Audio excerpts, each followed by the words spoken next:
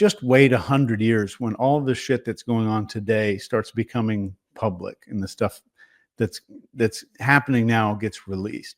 And it's the same story for the past 200 years. It's like, oh yeah, we did that. Sorry about that. We regret doing that.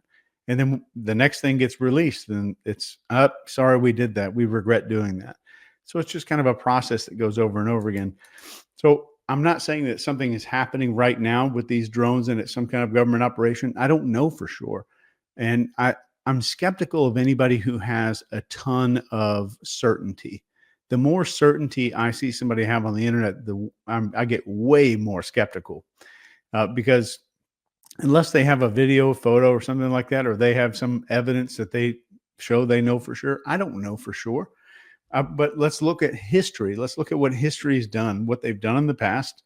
Because when you look at a human being, if I see someone do something a few times, that's what's called a behavioral pattern. And I can predict the future if I understand behavioral patterns of what they've done in the past. If that makes any sense. Does that make sense? And as far as the drone situation with the government's response to it, do you think it's helped or hurt the public's trust in the government? Because it seems like there were some clear lies that we received over that. Yeah.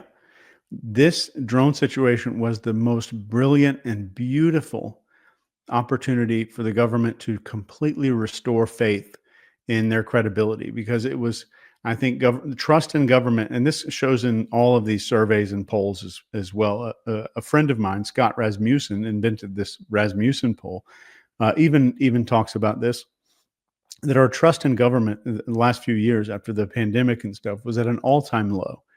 And then this drone thing happens, and they release these statements that look like you asked ChatGPT to generate the most random thing that actually doesn't convey any information that it possibly could think of. So yeah, I think it's almost irreparably damaged the level of trust that this generation, that people alive right now, are going to have in the U.S. government.